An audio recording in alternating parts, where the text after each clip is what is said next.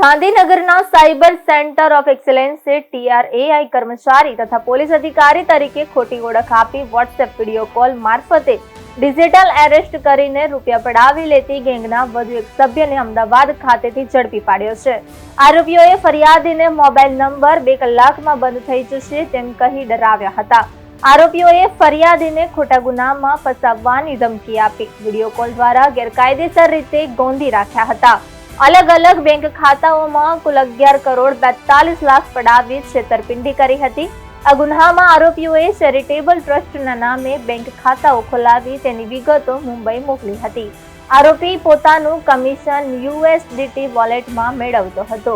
વિશ્વ global charity ટ્રસ્ટના નામે ખોલાવેલા બેંક ખાતાની વિગતો ચેક કરતા દેશમાં 11 સાયબર ક્રાઇમના ગુના નોંધાયા છે.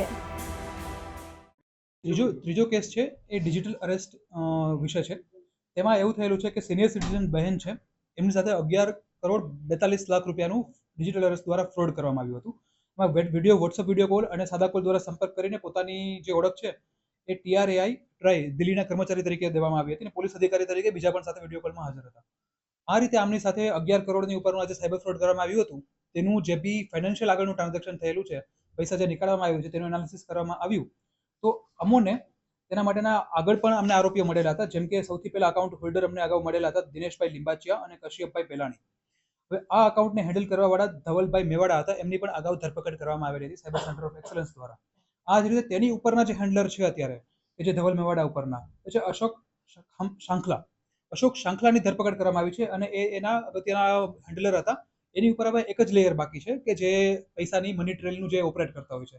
આ લોકો જે પૈસા આવે છે ઇન્વેસ્ટમેન્ટ ફ્રોડ દ્વારા, તેને લોકો આંગળિયા છે, તેમજ ક્રિપ્ટો છે, તેમજ વિવિધ મીન્સ દ્વારા આગળનું સાયફરિંગ કરતા હોય છે મનીનું. એ જ પ્રકારનું આમનો રોલ અશોક શાંખલાનો હતો. તેમનો રોલ એ પ્રકારનો હતો. તો આજે એમનું જે ટોટલ 11 કરોડનું જે આ પ્રકારે ફ્રોડ થયેલું હતું તેમના દ્વારા, તો આજે એક અકાઉન્ટ છે કે જેમાં પૈસા આવેલા છે તેની સામે વધુ ઊંડાણપૂર્વક તપાસ કરતા એ ખબર પડી કે એમની સાથે બીજી પણ 10 ફરિયાદ થયેલી છે.